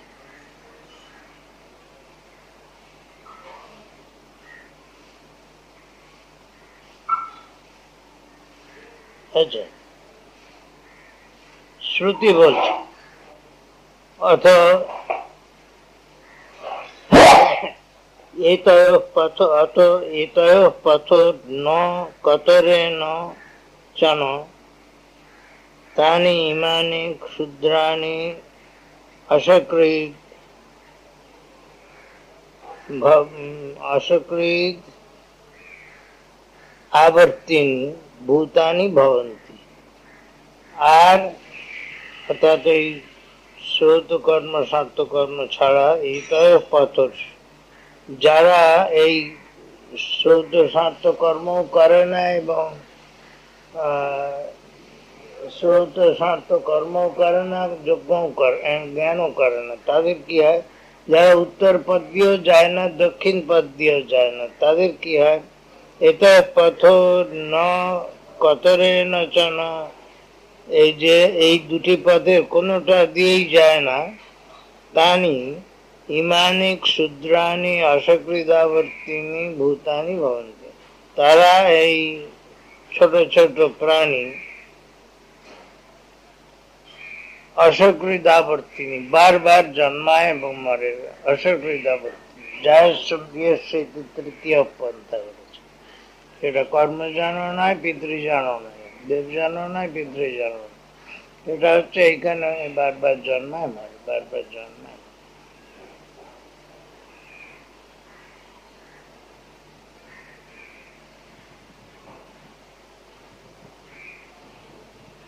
বুঝছো? জায়স্ব মৃয়স্ব ইতি এতৎ তৃতীয় স্থানম, শ্রুতি বলেছেন জায়স্ব মৃয়স্ব, জন্মাও মরো, এই হলেন তৃতীয় স্থান। কোথাও যেতে হয় না, পূর্ব উত্তর পথে যেতে হয় না, দক্ষিণ পথে যেতে হয় না, এখানেই জন্ম মৃত্যু বারবার হয়। প্রজাপতিস্রো অত্যায়মিয়ু, প্রজা সব তিন প্রকার গতি প্রাপ্ত হয়, ইতি মন্ত্রবর্ণ। তিন প্রকার, উত্তরায়ণ, দক্ষিণায়ন আর জায়স্ব মৃয়স্ব। তৃতীয় বিশুদ্ধ সত্যস্য তু নিষ্কামস্য এব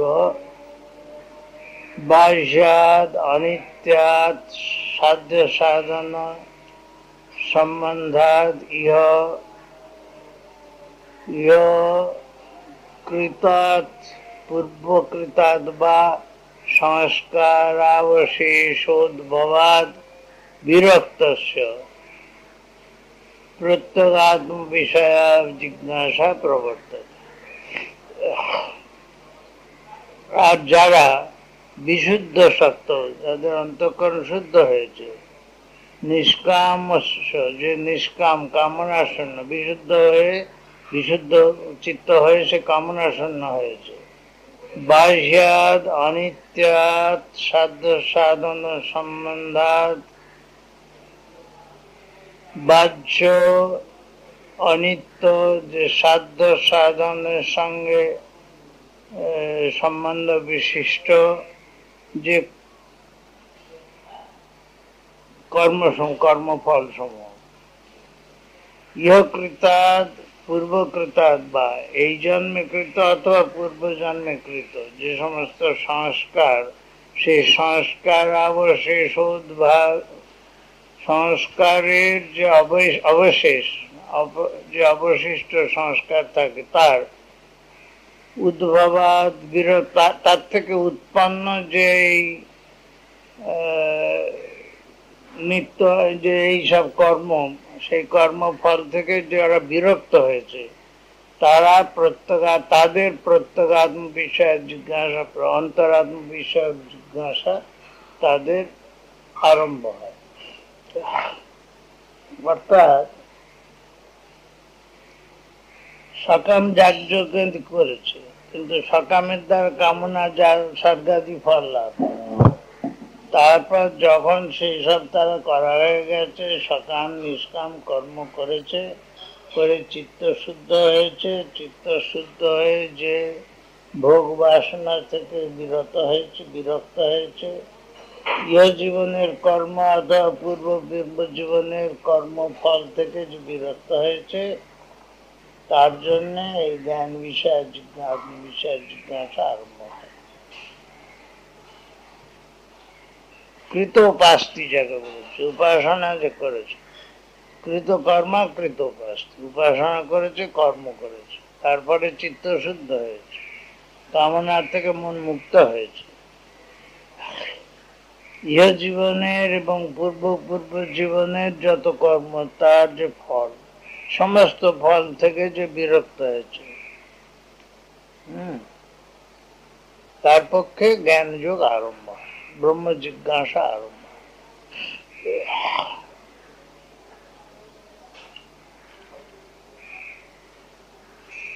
দেখো, বিশুদ্ধ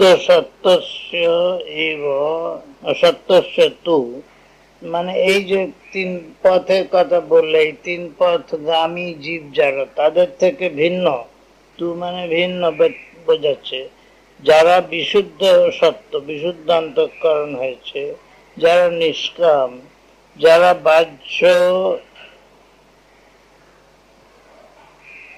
অনিত্য যে সাধ্য সাধন রূপ যে ফল, বাহ্য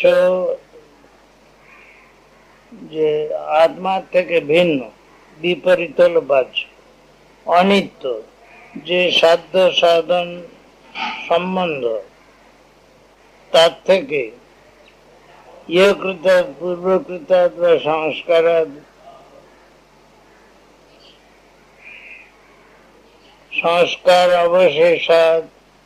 অবশেষ ভবাত বিরক্ত, যে ইহ জন্মের তার পূর্ব জন্মের সংস্কারের যে অবশিষ্ট ভোগের পর যে অবশিষ্ট আছে, সেই তার থেকে বিরক্ত হয়েছে, হয়ে তাদের প্রত্যগাত্ম বিষয় জিজ্ঞাসা প্রবর্ততে, তাদের অন্তরাত্ম বিষয়ক জিজ্ঞাসা আরম্ভ হয়। নিষ্কাম বলতে যাগযজ্ঞাদি করে স্বর্গাদি কামনা যাদের নেই, তারা নিষ্কাম। তোমরা যেমন নিষ্কাম, তোমরা কর্মমার্গের সাধক নও, তোমরা মোক্ষ মার্গের সাধক, মোক্ষ মার্গ। তো যারা এইরকম শুদ্ধ সত্য হয়েছে, শুদ্ধ অন্তঃকরণ হয়েছে, যাদের সমস্ত ফল সংস্কার থেকে উদ্ভূত হয় যে মানুষের প্রবৃত্তিগুলো, সেই অনিত্য বস্তুর দিকে প্রবৃত্তি, সেই তার থেকে যে বিরক্ত হয়েছে, তার জন্য এই জ্ঞান মার্গের প্রবৃত্তি, তার কাছে, তার জন্য জ্ঞান মার্গের আরম্ভ। বুঝেছ? ভাষাটাও দেখে নাও,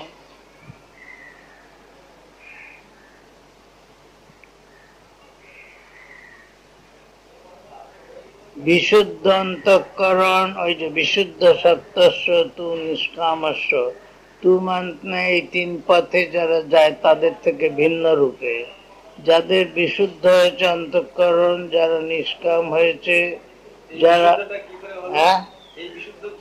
ওই করে সব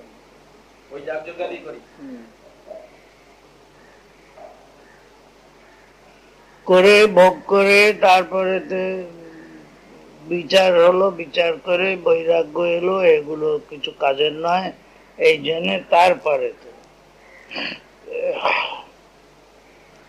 অন্তঃকরণ যার বিশুদ্ধ হয়েছে, যে নিষ্কাম হয়েছে, সে বাহ্য যে অনিত্য সাধ্য সাধন, সাধ্য হলো স্বর্গাদি, সাধন হলো যাগযজ্ঞাদি বা উপাসনাদি, তার সম্বন্ধ থেকে উৎপন্ন যে ইহকৃত বা পূর্বকৃত সংস্কার অবশেষ, সংস্কারের যে না সংস্কার বিশেষ, সংস্কার বিশেষ কর্মের যে সংস্কার বিশেষ, তার থেকে উৎপন্ন হয়েছে যে এই যাগযজ্ঞাদি করে স্বর্গাদি লাভের ইচ্ছা আর কি, তার থেকে যে বিরক্ত হয়েছে,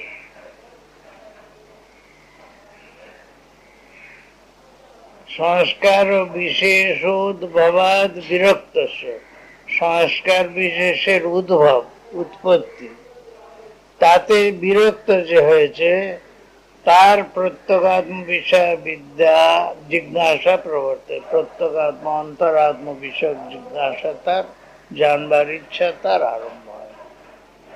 যতক্ষণ আমাদের ভোগ বাসনা থাকবে, ইহকালেই হোক আর পরকালেই হোক, ততক্ষণ ওই কর্মের প্রতি আসক্তি থাকবে।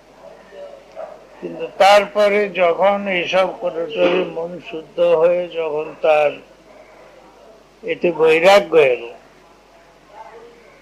এই গতায়াতের পথ থেকে তার দক্ষিণা পথে উত্তরা পথে হোক আর যায় সোমেশ্বর তৃতীয় পন্থায় হোক, তাতে যখন বৈরাগ্য এলো তখন তার পক্ষে জ্ঞান যোগে তার আত্মজিজ্ঞাসা তার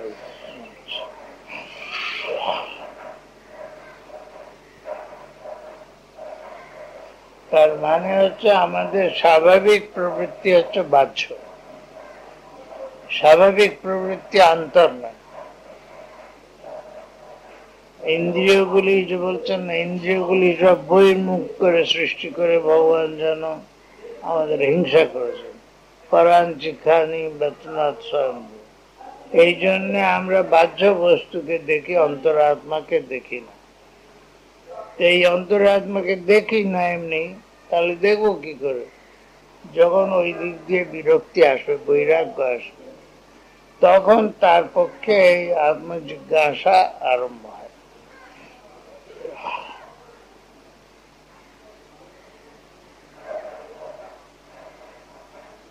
বুঝেছ?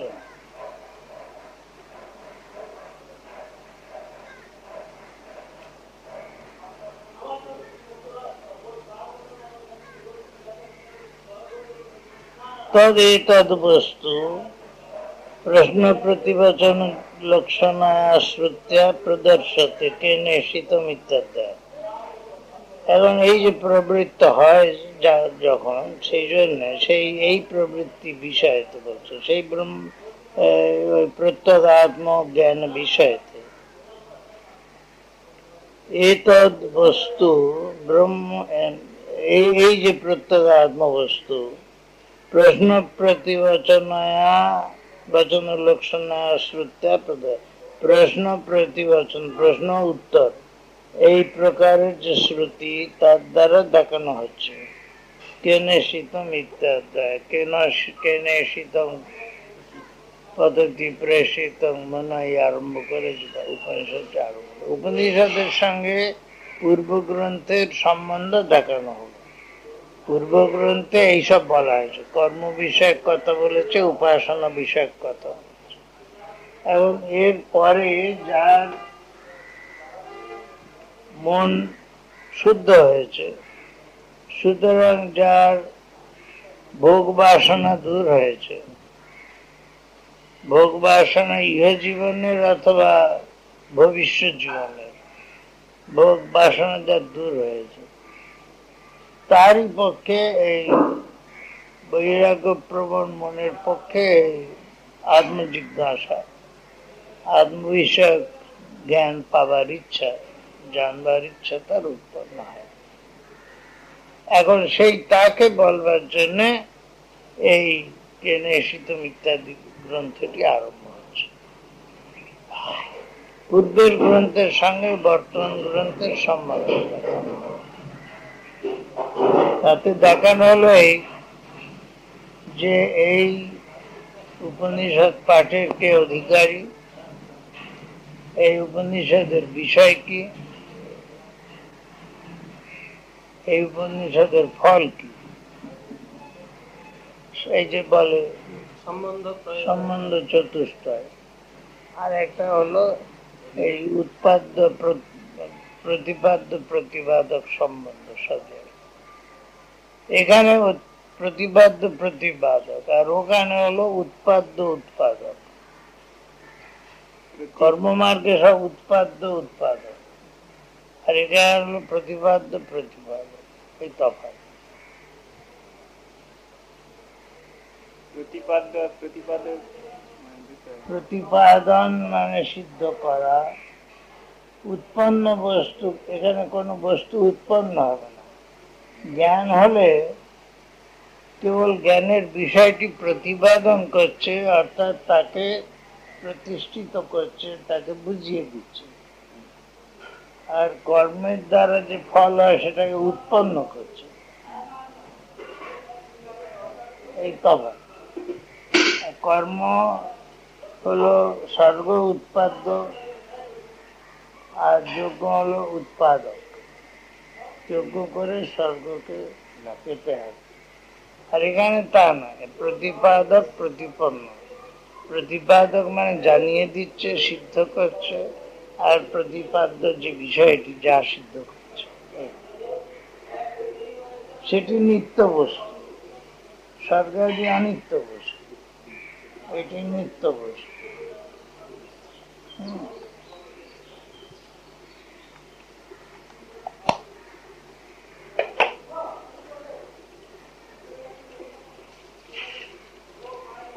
যে সাধ্য সাধন সম্বন্ধে ইহ জীবন বা পূর্ব জীবনে কৃত যেসব কর্ম, তার সংস্কার বিশেষ উদ্ভব, তার সংস্কার থেকে উৎপন্ন যে এইসব ভোগ্য বস্তু আছে, তার প্রতি যে বিরক্ত হয়েছে, তার প্রত্যেগাত্মক বিষয় জিজ্ঞাসা হয়। সে সাধ্য সাধনকে দিয়ে কি বিরক্ত? সাধ্য স্বর্গাদি এবং সাধন যজ্ঞাদি এসবের থেকে বিরক্ত হয়েছে। তার সাধ্য দরকার নেই, সুতরাং তার সাধনেরও দরকার নেই। সাধন মানে যার যজ্ঞাদি সাধন, সাধ্য স্বর্গাদি, তার থেকে বিরক্ত হয়েছে।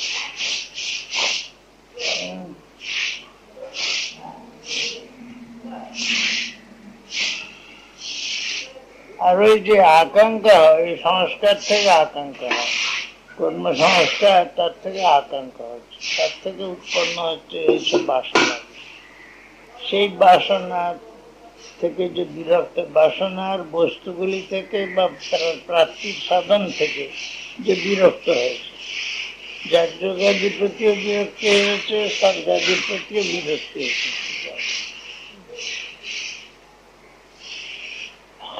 তার এই প্রত্যগাত্ম বিষয়ের জিজ্ঞাসা।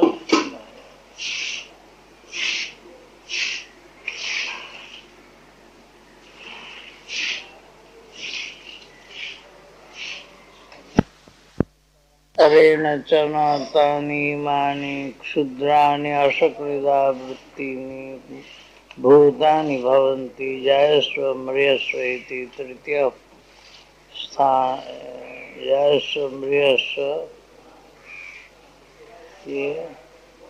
ইতি এতৎ তৃতীয়ং স্থানম ইতি শ্রুতে। হয়ে গেছে। আর বলছেন প্রজাহ তিস্রো অধ্যায়মিয়ু, তিন প্রকার প্রজা এই তারা প্রাপ্ত হয়। কি প্রাপ্ত হয়? দেহান্তর প্রাপ্ত হয়। অধ্যায় মানে দেহ ত্যাগ করে যায়। তিন প্রকার। কাঠকে উত্তম, আর কঠোর নিষেধে বলা হয়েছে পরাঞ্চিখানি ব্যতিরত স্বয়ম্ভুস্তস্মাৎ পরাং পশ্যতি নান্তরাত্মন কশ্চিৎ ধীর প্রত্যগাত্মানমৈক্ষদাবৃত্ত চক্ষুর অমৃতত্বমিচ্ছান ইত্যাদি। কঠোর নিষেধ বলা হয়েছে পরাঞ্চিখানি ব্যতিরত স্বয়ম্ভু। স্বয়ম্ভু আমাদের ইন্দ্রিয়গুলোকে পরাঞ্চি বহির্মুখী করে তৈরি করে যেন হিংসা করেছে। তস্মাৎ পরাং পশ্যতি নান্তরাত্মন, সেই জন্য লোকে পরাক অর্থাৎ বাহ্য বস্তুকেই দেখে, অন্তরাত্মাকে দেখে না। কশ্চিৎ ধীর প্রত্যগাত্মানমৈক্ষত, কদাচিৎ কোন জ্ঞানী ব্যক্তি অন্তরাত্মাকে দৃষ্টি করেন। আবৃত্ত চক্ষুর অমৃতত্ব ইচ্ছন, আবৃত্ত চক্ষু হয়ে দৃষ্টিকে পরাবর্তিত করে, অমৃতত্ব আকাঙ্ক্ষা করে।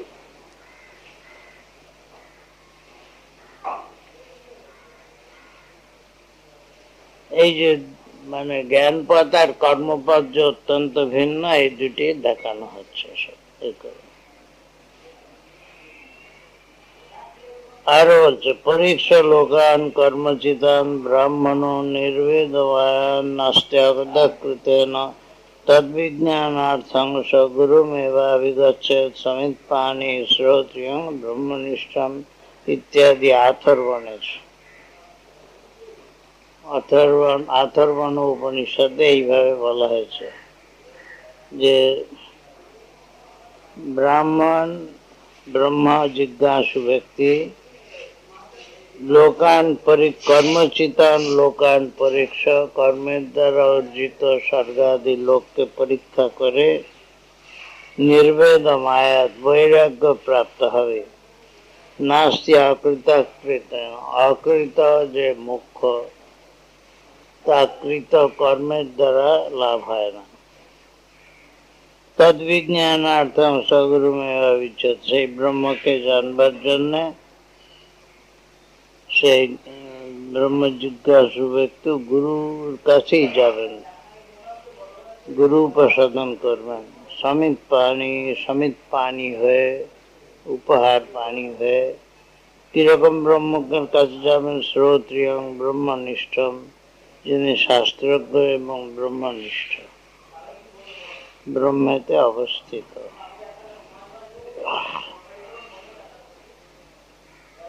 এবং বিরক্তস্য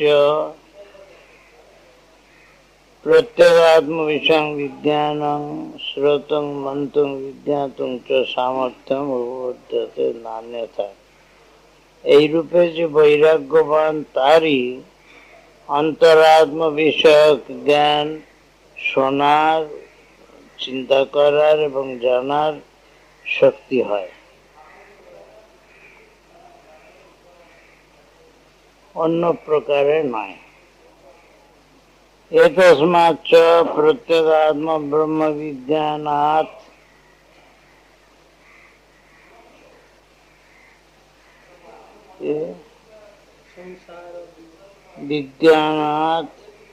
সংসার বীজম অজ্ঞানং কামকর্ম প্রবৃত্তি কারণম অশেষত নিবর্ততে। এই যে প্রত্যেগাত্ম বিজ্ঞান, এই যে অন্তরাত্মা সম্বন্ধে যে জ্ঞান, যা সংসার বীজ, সেই জ্ঞান কি করে না সংসারের বীজ রূপ কারণ রূপ যে অজ্ঞান হলো কাম কর্ম প্রবৃত্তির কারণ। বাসনার জন্য কর্ম এবং কর্ম অনুসারে তার প্রবৃত্তি বা কর্মের প্রতি প্রবৃত্তির কারণ, সেই কারণকে অশেষত নিবর্ততে, তার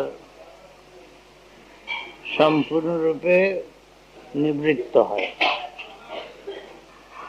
এই জ্ঞানের দ্বারা তার অজ্ঞান সম্পূর্ণরূপে নিবৃত্ত হয়। অজ্ঞানটাই হলো কিরকম? সংসার বীজ অজ্ঞান, সংসারের কারণ রূপ যে অজ্ঞান। আরো যা কামকর্ম প্রবৃত্তি কারণ, কামকর্ম প্রবৃত্তির কামের জন্য কর্ম, কর্মের জন্য আবার প্রবৃত্তি সংসারের মধ্যবর্তী, এরই কারণ যে অজ্ঞান। সেই অজ্ঞান অশেষত নিবর্ততে, সম্পূর্ণরূপে